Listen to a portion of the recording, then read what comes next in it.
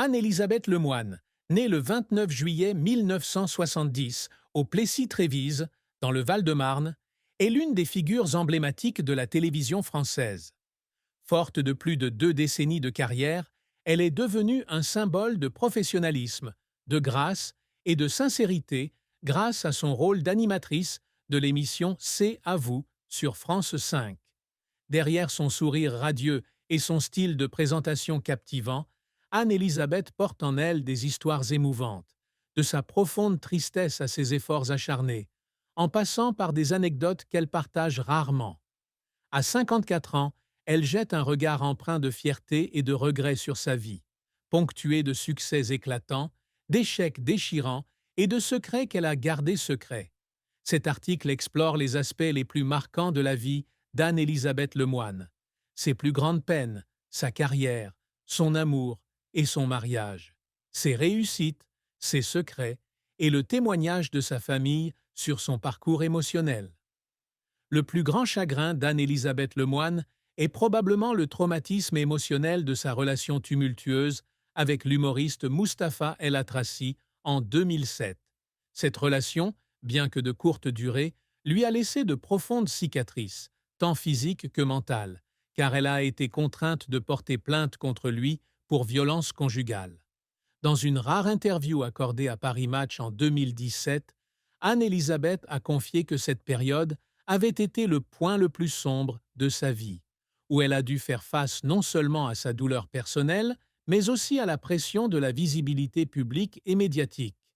Femme forte, elle a tenté de dissimuler cette douleur, mais elle a admis qu'il y avait des nuits où elle pleurait seule, se demandant si elle y arriverait. Se remettre de ce traumatisme, surtout lorsqu'elle élevait son fils aîné Arthur, né en 2004, a été un immense défi. Elle a dit un jour « Je ne voulais pas qu'Arthur voie ma mère faible, mais il y avait des jours où je me sentais incapable de continuer. » Une autre tristesse était la culpabilité de ne pas pouvoir passer plus de temps avec ses 2 fils, Arthur et Vasco, nés en 2013. Présentatrice très occupée avec un emploi du temps chargé pour C'est à vous, Anne-Élisabeth devait souvent travailler tard le soir, ce qui lui faisait manquer des moments importants de la vie de ses enfants. Dans une interview accordée à Télé 7 jours en 2020, elle racontait comment Arthur, alors âgé de 15 ans, l'avait un jour réprimandé pour ne pas s'être présenté à un spectacle scolaire. « J'avais le cœur brisé, confiait-elle, car je savais que malgré tous mes efforts, je ne pourrais jamais rattraper ces moments. » Ce sentiment était particulièrement intense pendant la pandémie de Covid-19, où elle devait concilier l'animation à distance avec l'accompagnement de ses enfants dans leur apprentissage en ligne.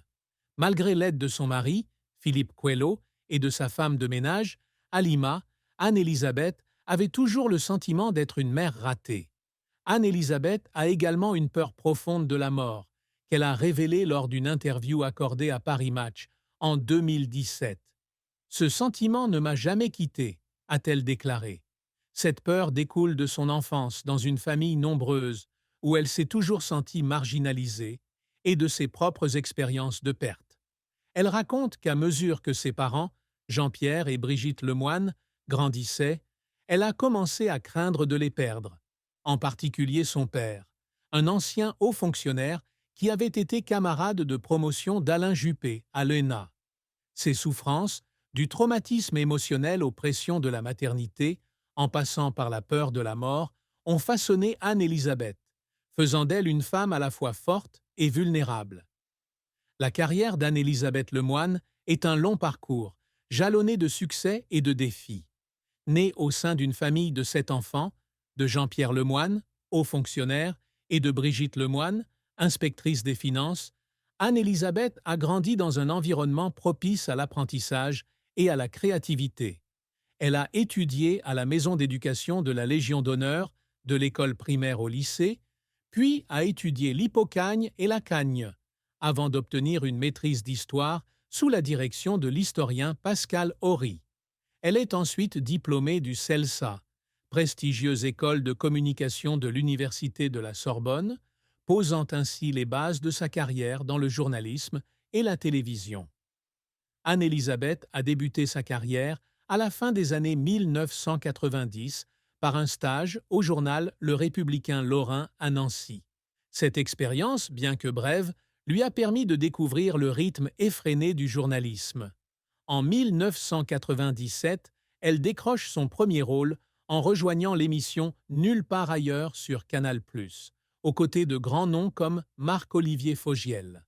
Cette collaboration lui ouvre de nombreuses perspectives puisqu'elle continue à collaborer avec lui sur des émissions comme On ne peut pas plaire à tout le monde sur France 3 et vous écoutez la télé sur France Inter. Son rôle dans T'empêche tout le monde de dormir sur M6 en 2006, où elle est chargée de lire et de synthétiser les messages du public, la rend familière du public. En 2007, elle rejoint l'édition spéciale sur Canal+, aux côtés de Samuel Etienne, puis la nouvelle édition avec Ali Badou.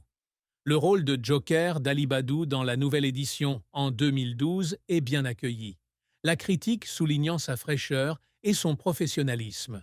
Cependant, cette période n'est pas sans défi. Lors d'une présentation de remplacement, elle a commis une petite erreur en prononçant mal le nom d'un invité, ce qui lui a valu des critiques sur les réseaux sociaux. « J'ai pleuré toute la nuit après cette émission », a-t-elle confié dans une interview aux Parisiens. « J'avais l'impression de ne pas mériter cette opportunité. » Des moments comme celui-ci l'ont motivée à travailler davantage pour s'améliorer. Le plus grand moment de la carrière d'Anne-Elisabeth a eu lieu lorsqu'elle a rejoint C'est à vous sur France 5 en 2014 comme chroniqueuse aux côtés d'Anne-Sophie Lapix. En 2017, elle est officiellement devenue la présentatrice principale de C'est à vous après que Lapix a été nommée présentatrice du journal de 20 heures sur France 2.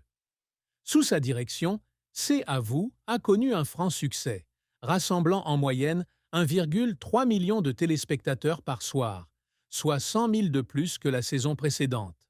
Son style de présentation naturel, humoristique et convivial a conquis les téléspectateurs, faisant de C'est à vous l'un des talk-shows les plus populaires de France.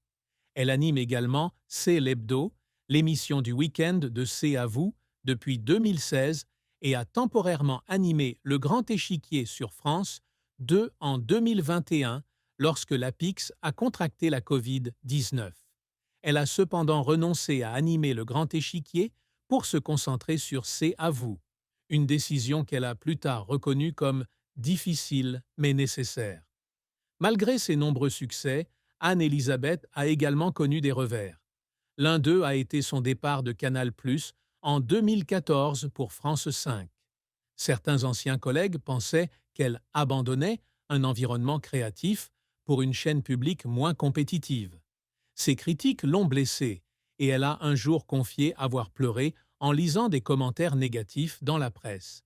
Elle a également manqué plusieurs émissions expérimentales sur France Inter, comme J'ai mes sources en 2006, l'émission n'ayant pas réussi à attirer l'audience escomptée. Ces revers, bien que douloureux, lui ont appris la résilience et l'envie de se dépasser constamment. Les efforts d'Anne-Elisabeth vont au-delà de l'animation. Ils visent à créer un environnement de travail positif pour son équipe. Elle travaille souvent tard le soir pour préparer les épisodes de C'est à vous, lisant attentivement les profils des invités et s'impliquant dans le processus de production. « Il y a des jours où je me sens épuisée », confiait-elle dans une interview accordée à Libération en 2017. « Mais je ne peux pas m'arrêter, car je sais que le public attend le meilleur de moi. » Ces larmes naissent souvent de la pression de maintenir une image publique irréprochable, tandis qu'elle doute de ses propres capacités. « J'ai toujours peur de ne pas être à la hauteur », admettait-elle, une vulnérabilité rare pour une présentatrice célèbre. La fin tragique de la vie d'Anne-Elisabeth Lemoine fut la rupture de sa relation avec Mustapha El Atrassi et les conséquences durables de cet incident. Leur relation avait débuté en 2007, alors qu'ils travaillaient tous deux dans les médias et avaient rapidement attiré l'attention du public. Cependant, quelques mois plus tard, leur relation prit fin dans la douleur lorsqu'Anne-Elisabeth porta plainte contre El Atrassi pour violence. L'incident ne la laissa pas seulement blessée physiquement, mais eut également un impact profond sur son bien-être psychologique et sa réputation.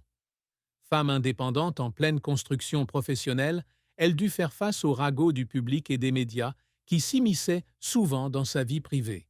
Dans une interview accordée à Télé 2 Semaines, elle déclara « Je ne veux pas être définie par ce qui s'est passé, mais cela a changé ma perception de moi-même et de mon entourage. » Cette triste fin marqua non seulement la fin d'une relation, mais aussi le moment où Anne-Élisabeth réalisa que la célébrité et la carrière ne pouvaient la protéger d'un traumatisme personnel.